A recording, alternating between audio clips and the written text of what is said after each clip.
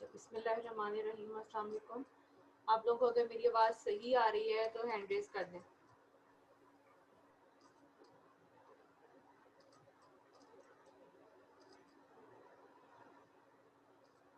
Okay.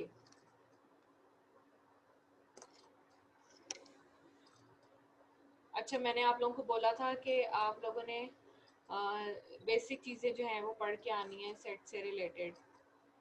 मतलब set की definition हो गई, नोटेशन हो गई, टाइप्स हो गई, ऑपरेशंस हो गए, इस तरह की चीज़ें। ठीक है, तो आज का जो लेक्चर है वो इसी तरह ही जाएगा कि मैं आप सबसे जो है वो चीज़ें पूछूंगी। ठीक है, वन बाय वन आप लोग अपना माइक अनम्यूट करेंगे और जो आपने पढ़ा है वो आप मुझे बताएंगे। ठीक है, okay. So now I am going to log the meeting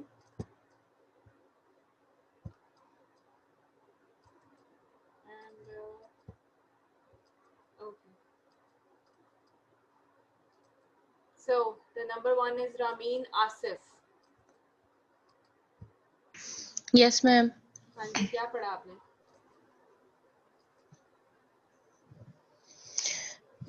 ma'am basic information, set की डेफिनेशन, टाइप्स।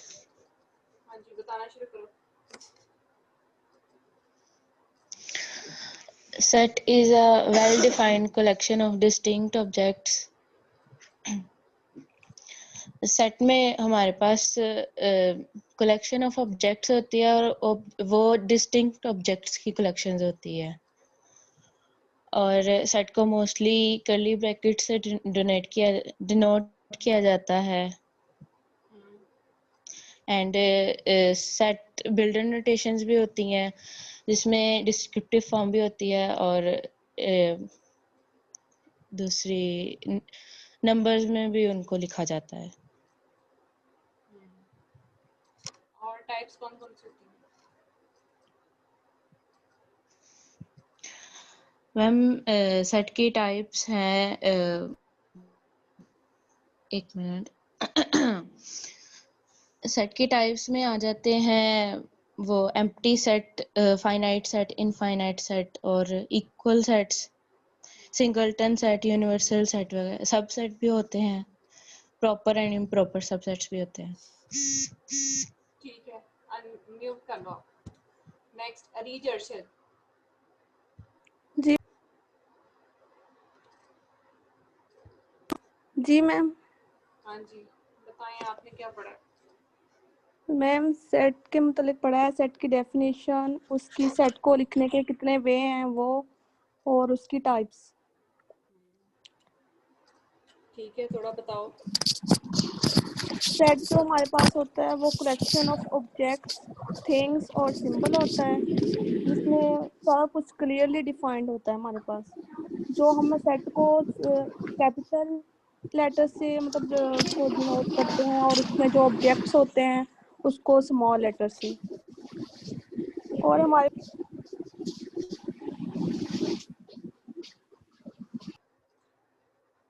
जो बोल रहा है उसके अलावा कोई भी अपना माइक अनम्यूट नहीं करेगा।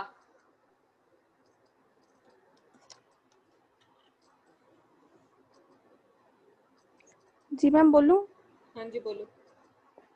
मैम सेट को लिखने के 3 वे होते हैं, ये मेथड होते हैं: लिस्टिंग ऑफ एलिमेंट्स, डिस्क्राइब करना उनको, डिस्क्रिप्शन और बिल्डर नोटेशन। डिस्क्रिप्शन में हमारे पास इसमें जो हमारे पास होता है रोस्टर मेथड भी होता है। इसमें सिर्फ हम लिस्टिंग एलिमेंट्स उसको कोमा से और ब्रैकेट से सेपरेट कर देते हैं।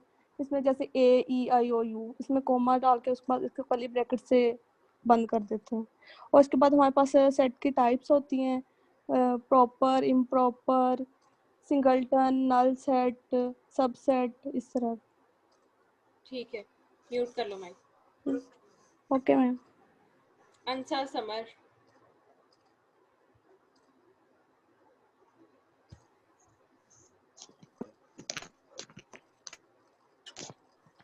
अस्सलाम वालेकुम मैम।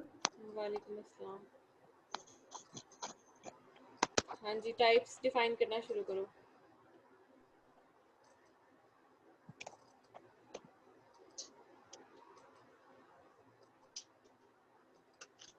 टाइप्स हैं इसकी singleton, finite, infinite, proper, equal, null set, subset, improper set, power set and universal set.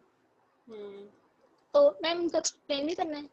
सिर्फ एक दो बता दो कोई। Singleton set only one element, singleton set contain only one element, और ये एक और। And null set contains no element। ठीक है, म्यूट कर लो। मोहम्मद जुबैर। जी मैम। हाँ जी, सेट की टाइप्स डिफाइन करना शुरू करो। प्रॉपर सबसेट क्या होता है? पहले बताओ सबसेट क्या होता है। सबसेट में मैम हमारे पास एक सेट ए होता है, एक सेट बी होता है। हम सेट बी को सेट ए का सबसेट उस वक्त कहेंगे जब सेट बी के तमाम एलिमेंट सेट ए में मौजूद होंगे, लेकिन सेट ए का कोई ना कोई ऐसा एलिमेंट जरूर होगा जो कि बी में नहीं होगा। इसे हम कहते हैं प्रॉपर सबसेट। यानी कि मिसाल के तौर पर हमारे पास 1 से 5 तक एक सेट है, यानी कि उसे हमने यू का नाम दे दिया, और हमारे पास एक बी सेट है, उसे में हमने 3 एलिमेंट रखे और सेट ए में हमने 5 एलिमेंट रखे। उसमें 1 से 5 तक हैं सेट ए में, और बी में भी हमारे पास 1 से 3 तक एलिमेंट है। अब हम बी सेट को सेट ए का हम सबसेट कह सकते हैं, क्योंकि जो सेट बी में एलिमेंट है वही एलिमेंट सेट ए में भी मौजूद है। ठीक है, जी मैम। चलो म्यूट कर लो। Next Rimsha Wasif.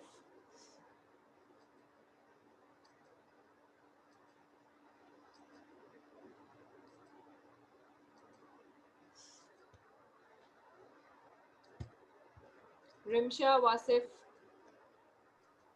Yes ma'am. हाँ जी, प्रॉपर और इम्प्रॉपर सबसेट बताएं।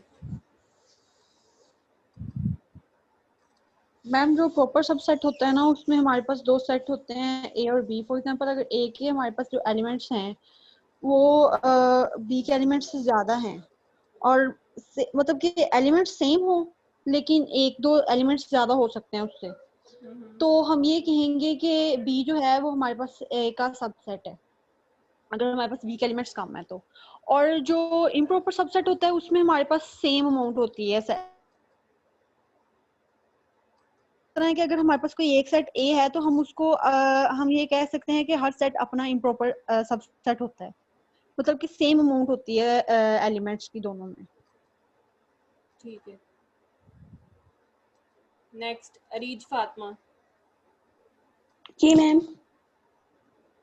हाँ जी, प्रॉपर और इम्प्रॉपर को दोबारा डिफाइन करो। मैम अगर 2 सेट हम ए और बी लें, अगर ए में एलिमेंट हम ले ए सेट ऐसा एलिमेंट, ए सेट ऐसा सेट तो जिसमें हम ज्यादा एलिमेंट ऑफ बी से हैं कि अगर कुछ ऐसा, अगर ए सेट है, ए वॉवल्स के सेट है ए ई आई ओ यू, और बी में हम ले लें ए आई ओ, तो इसमें यू नहीं होगा, तो मैम बी इसका प्रॉपर सेट होगा। लेकिन अगर हम बी और ए दोनों में सेम एलिमेंट ले लें तो बी उसका इम्प्रॉपर सेट होगा ए का। ठीक है, नेक्स्ट फाहद बशारत।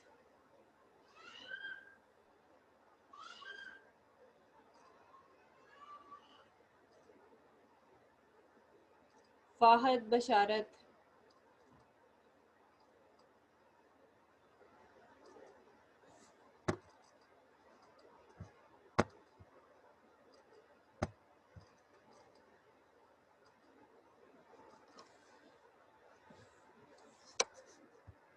पढ़ा ही नहीं है मुझे लगता है इसने। Saman Javed. Yes ma'am.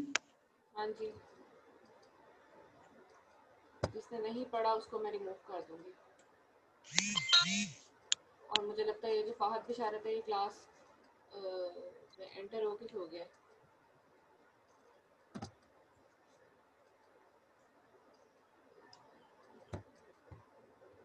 Okay, समझ जावेद। अच्छा, Yes, ma'am. और कोई टाइप्स बताइए जो बाकी ने बताई, उनके अलावा कोई टाइप्स बताइए आप। इक्वल सेट्स क्या होते हैं?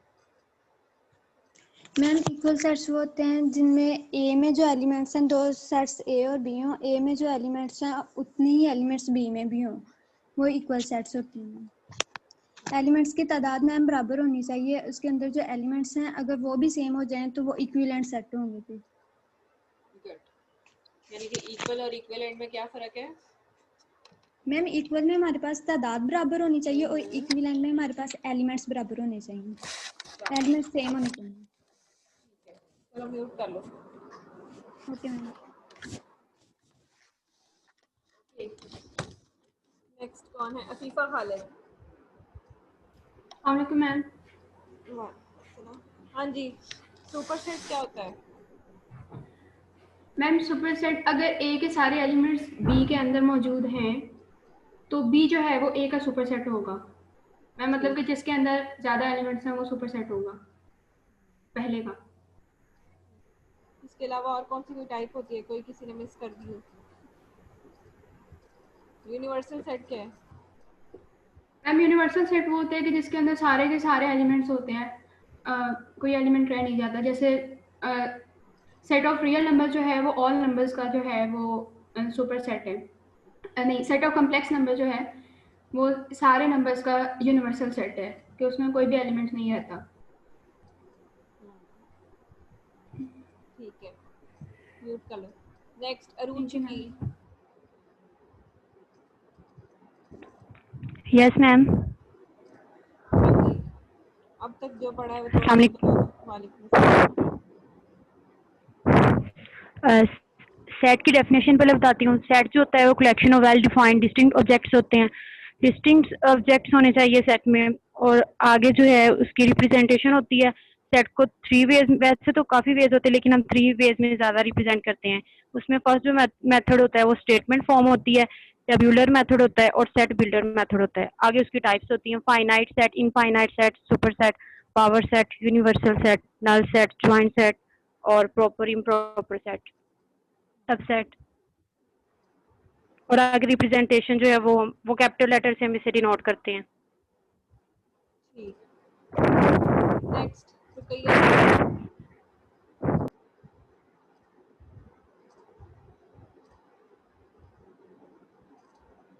रुकैया सईद। Yes ma'am. अच्छा, टाइप्स वगैरह के अलावा और क्या सेट्स में आता है वो बताओ आप। मैम सेट्स को डिनोट करने के मेथड्स आ जाते हैं। उसमें एक डिस्क्रिप्टिव मेथड, और अगर हम सेट को वर्ड्स में बयान कर रहे हैं तो उसको हम डिस्क्रिप्टिव मेथड कहते हैं। और एग्जांपल? दूसरा मैम जैसे सेट ऑफ ऑड नंबर्स। ठीक, इसको रिप्रेजेंट किससे करते हैं? और यस मैम, इसको रिप्रेजेंट किससे करते हैं? उससे। उनसे। और कोई एग्जांपल? और ma'am set of even numbers उसको ई से रिप्रेजेंट करते हैं। और set of all vowels in English alphabets, ये भी डिस्क्रिप्टिव मेथड में आ जाता है। ठीक, और नेक्स्ट। दूसरा टेबुलर मेथड, अगर हम सेट के जो एलिमेंट्स हैं उनको ब्रैकेट्स में लिख लें तो उनको हम टेबुलर मेथड कहते हैं। जैसे हमारे पास एक सेट है इवन नंबर्स का, मतलब 2 even numbers less than 10, 2 4 6 set अगर हम उसमें लिख दें तो उसको हम टेबुलर मेथड कहते हैं। उसके बाद सेट बिल्डर मेथड होता है, उसमें अगर हम एलिमेंट्स के ऊपर कोई कंडीशन वगैरह अप्लाई कर दें तो उसको हम सेट बिल्डर मेथड कहते हैं। ठीक है, नेक्स्ट हफ्सा नईम। जी मैम। अच्छा, ऑपरेशंस ऑन सेट्स के बारे में कुछ बताओ।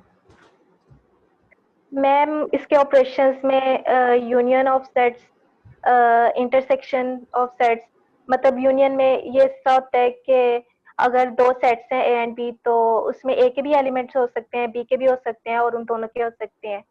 और इंटरसेक्शन में भी वो एलिमेंट्स होते हैं जो ए और बी दोनों सेट्स के कॉमन एलिमेंट्स होते हैं। इसके अलावा कम्प्लीमेंट्स ऑफ सेट, मतलब ए डिफरेंस बी में ये होता है कि ए के सारे एलिमेंट्स होते हैं लेकिन बी का कोई एलिमेंट नहीं होगा।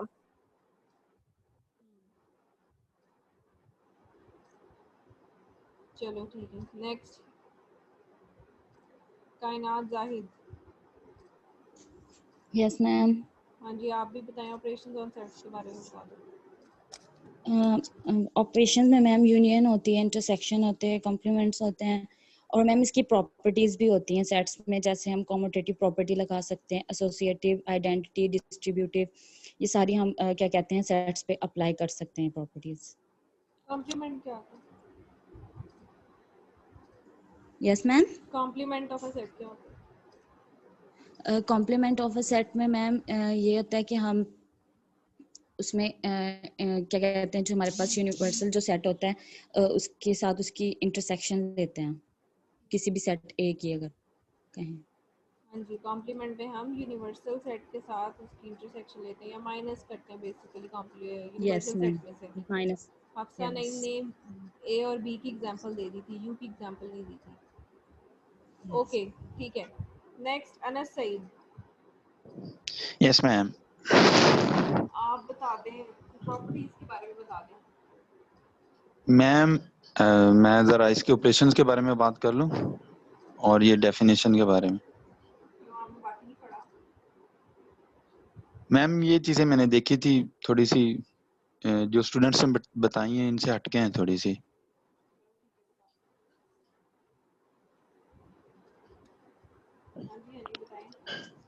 अच्छा मैम, सेट की डेफिनेशन हम करते हैं कि well defined collection of distinct objects.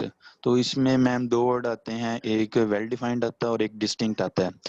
तो वेल डिफाइंड को हम इस तरह से लेते हैं कि हमें सेट्स के अंदर जितने भी एलिमेंट्स हैं उनकी क्लियर समझ आ जाए।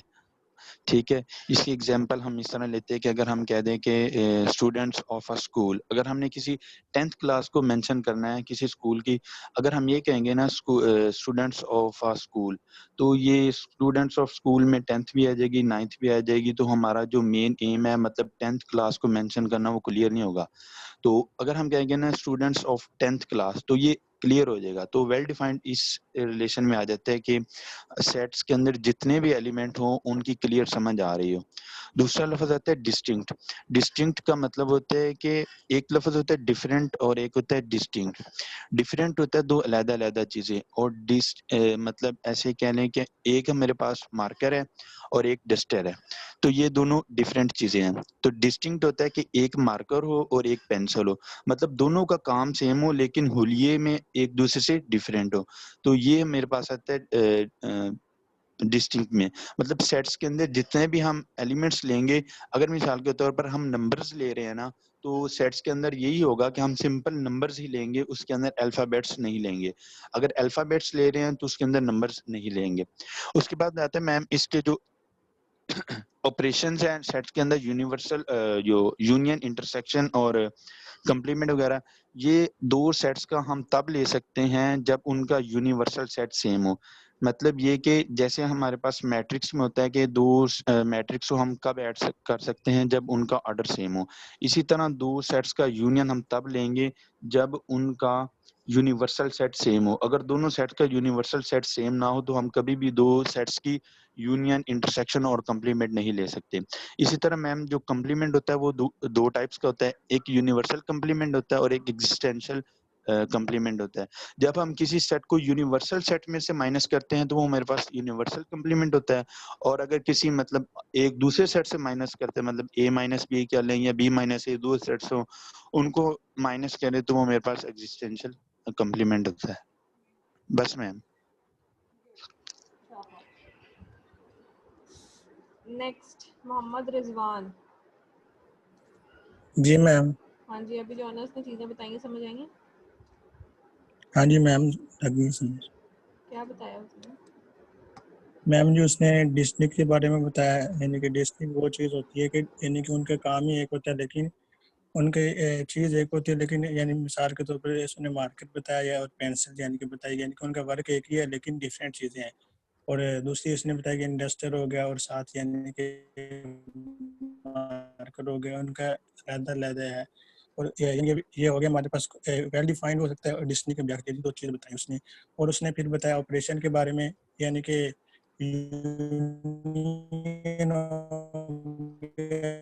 इंटरसेक्शन आवाज हो नहीं गया, सही आ रही है। कंप्लीमेंट हो गया कि दो सेट की हम यूनियन कैसे लेते हैं, उसका हमने इंटरसेक्शन कैसे लेना है, उसका हमने ये। और ऑपरेशन के बारे में बताया कि ऑपरेशन एक यूनियन ऑपरेशन है, इंटरसेक्शन है, इंटरसेक्शन दो सेट की कैसे लेनी है, फिर कंप्लीमेंट बताया, ये चीज़ें बताई। और डेफिनेशन बताई कि collection of well defined distinct object होता है। ठीक है जी मैं। ओके, म्यूट कर लो। जकिया सईद। Yes ma'am. हाँ जी, आप ऑपरेशंस ऑन सेट्स के बारे में बताओ। किसके बारे में? Operations on sets.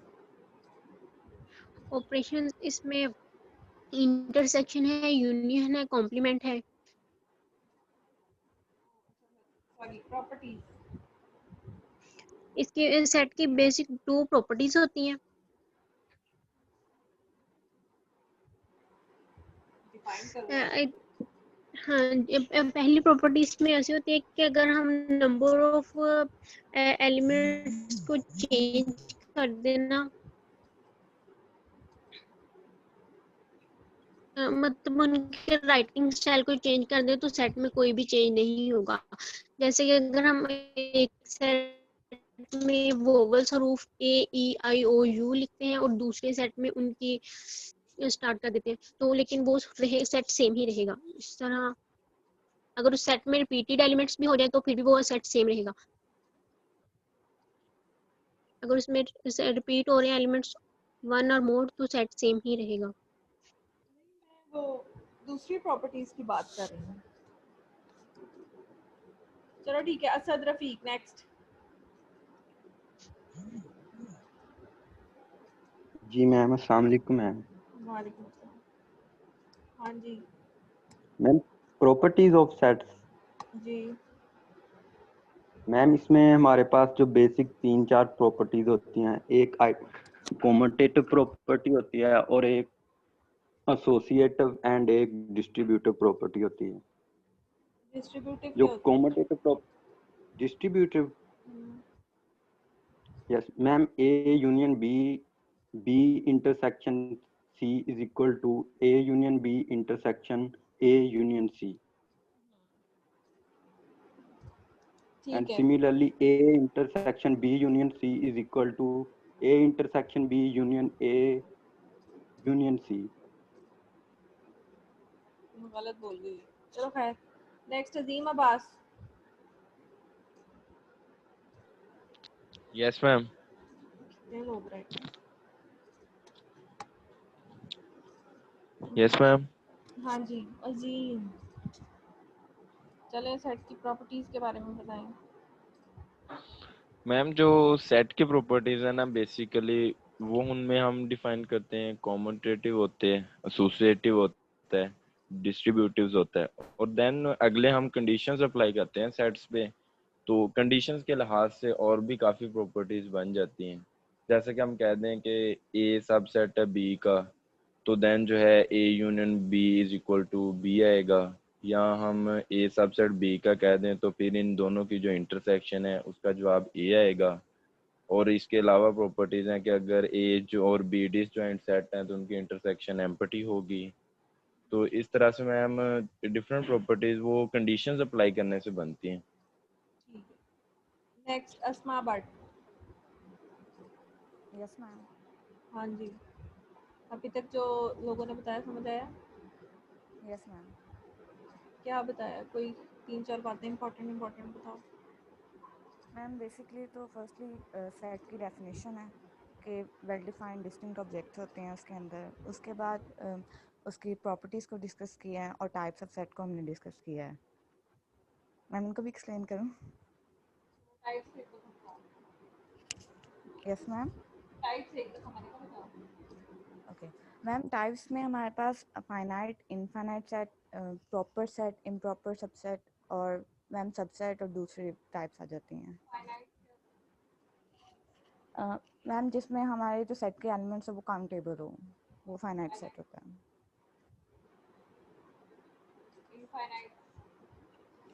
मैम जिसके अंदर सेट के एलिमेंट अनकाउंटेबल हो हमारे पास।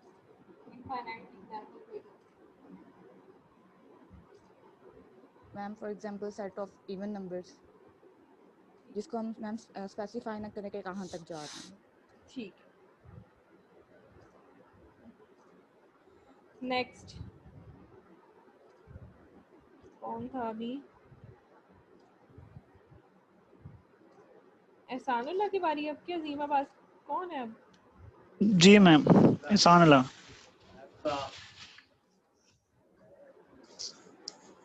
जी मैम। हाँ जी। अच्छा प्रॉपर और इम्प्रॉपर सबसेट बताओ। मैम प्रॉपर इम्प्रॉपर सेट वो होते हैं जिनके नंबर ऑफ एलिमेंट सेम हो, और इम्प्रॉपर वो सबसेट होते हैं कि एक सेट है ना जो सुपर सेट है वो उस, और दूसरे इम्प्रॉपर उसके साथ प्रॉपर सबसेट वो होंगे जो उससे कम एलिमेंट वाले सेट होंगे, और उनके एलिमेंट तो सेम होंगे लेकिन एलिमेंट के नंबर उसके से कम होंगे। मतलब एक हमारे पास जो सुपर सेट है वो 1 से 5 तक है ना, और उसके जो प्रॉपर सेट होंगे वो 1 वाला भी हो सकता है, 2 वाला, 3 वाला और 4 वाला। पता नहीं बाहर मुझे समझ नहीं है आपने किस तरह से बोला। चलो ठीक है, नेक्स्ट मैम कौन मैंने है? नहीं ठीक है मैं बाकी टाइम एक्सक्यूज थोड़ा मी रह मैम, गया। हाँ जी कौन बोला है? अनस। मैम ये इम्प्रॉपर दो नहीं होते सेट, एम्प्टी को भी इम्प्रॉपर नहीं कहते? एम्प्टी सेट हर सेट का सबसेट होता है। तो मैम ये प्रॉपर होता है या इम्प्रॉपर? प्रॉपर सबसेट हुआ ना, इम्प्रॉपर कैसे हुआ? मैम मैंने पढ़ा था ये इम्प्रॉपर होता इम्प्रॉपर है। होता है। मैम इम्प्रॉपर होता है ये वाला। किसी भी सेट के दो इम्प्रॉपर सेट होते हैं, एक वो सेट एक खुद और एम्प्टी एक सेट और एम्प्टी। एक वो सेट को। ठीक है जी, ठीक है। ओके, नेक्स्ट कौन है? तो आप लोगों के सारे नाम ऊपर नीचे हो गए हैं। अपनी बारी पे खुद ही बोल दिया करो रोल नंबर वाइज। अभी किसने बोला था? जी मैम। अब कौन है? अदीबा रशीद है? नो मैम, सना अफजल। अच्छा, सना अफजल। हाँ जी,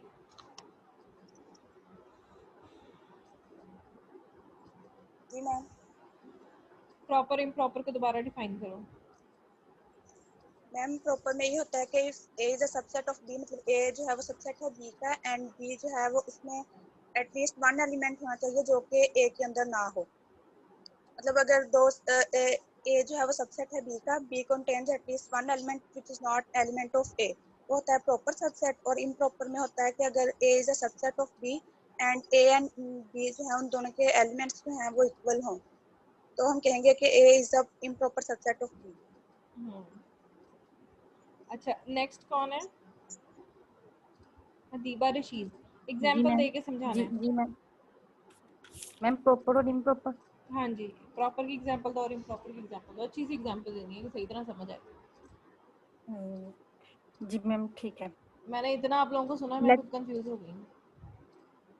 मैम देखिए, लेट ए हमारे पास एक सेट है ए बी सी, ठीक है। और देन बी हमारे पास सेट है सी ए और बी, एंड देन सी हमारे पास सेट है A B C D.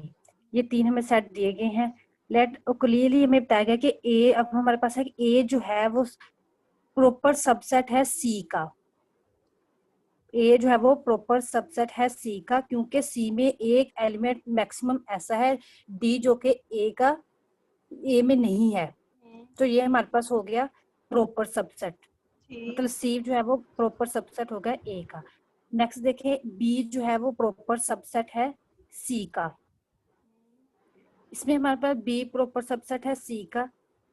C A B C ये तीनों एलिमेंट जो है वो बी में आ चुके हैं, तो ये हमारे पास हो गया इम्प्रॉपर सबसेट। मतलब ए इज इक्वल टू बी हुआ, तो इसे हम कहेंगे इम्प्रॉपर सबसेट। इसका मतलब हम ये भी कह सकते हैं कि सी जो है वो सुपर सेट है हमारा। जी मैम। हाँ, क्योंकि देखो ना उसमें ए सेट भी आ रहा है, उसमें बी इसमें सेट भी आ रहा सारे है। एलिमेंट आ गए। जी बिल्कुल, तो इसका मतलब हुआ कि सी हमारा क्या है? सुपर सेट भी है। जी मैम। अच्छा, अब ये जो बाकी लोग रह गए ना, इनसे मैं क्वेश्चनिंग करूंगी कल, ठीक है? क्योंकि अभी मीटिंग हो जानी है अचानक एंड। और दूसरी बात, आप लोगों का रिस्पांस तो बहुत अच्छा था, मतलब मुझे अच्छा लगा आप लोगों से बात करके आज, और आप लोगों के रिस्पांस देख के। कल मैं एमएससी वालों से बहुत ज़्यादा डिसअपॉइंट हुई थी।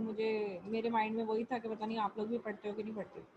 अच्छा, एक और इम्पॉर्टेंट बात, अब जो बाकी रह गए वो उनकी बारी इंशाल्लाह कल आ जाएगी, तहजीब ज़हरा से आगे।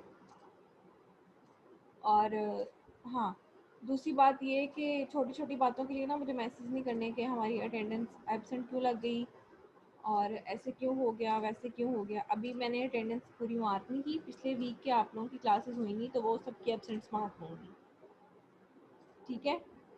इस वीक से आप लोगों की एक्चुअल अटेंडेंस स्टार्ट होगी और वही आप लोगों की काउंट होगी। तो अटेंडेंस की आप लोगों ने टेंशन नहीं लेनी, जो क्लासेस लेगा उसको टेंशन नहीं होनी चाहिए अटेंडेंस की, ठीक है। मैम दूसरा, कल हम भी सेट्स के बारे में सर बताएंगे। हाँ जी, आप लोग भी वही बताओगे। दूसरी बात, ओके मैम। हाँ जी, थर्सडे कल सुबह 8 से 9 है क्लास। तो आप लोग मुझे बताओ टाइम के कोई और टाइम हम मैनेज कर सकते हैं कि नहीं, क्योंकि सुबह सुबह जो है ना, अगर मैं उठती हूँ तो साथ मेरा बेटा भी उठ जाता है,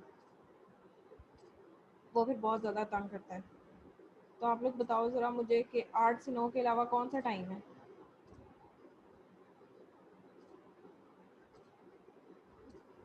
मैम जो थर्सडे और फ्राइडे है ना, तब हमारे पास 11 से 12 टाइम होता है। फ्राइडे तक तो जाना ही नहीं है ना, कल की क्लास कल ही लेनी है। आप मैम लोग कल 11 से क्या 12 दिन सारे बनता फ्री है? होते हो? कल थर्सडे नहीं, कल वेडनेसडे की थर्सडे है, कल थर्सडे है। मैम थर्सडे है शायद। हाँ कल मैम थर्सडे थर्सडे है। को फ्री होते हैं 11 से 12। थर्सडे 11 आप से लोग 12 कर लें। 12 फ्री है ना, तो बस ठीक है। कल आप लोगों यस की जो मैम। क्लास है वो 11 से 12 होगी, ठीक है। ठीक है मैम, एक रिक्वेस्ट करनी थी आपसे। जी जी बताएं। मैम वो जो स्टूडेंट्स अक्सर ना उनका नेट वगैरह का इशू हो जाता है, मतलब कभी कभी स्लो हो जाता है तो डिस्कनेक्ट हो जाता है, तो दोबारा अलाउ कर दिया करें उनको आने के लिए। अच्छा चलो, अब मैं कल से मीटिंग लॉक नहीं करूँगी, ठीक है। असल में ना लॉक मीटिंग का ये फ़ायदा होता है, आप ओके लोग ma'am, roll thank number you. Wise मेरे सामने आ जाते हो, बिल्कुल एग्जैक्टली।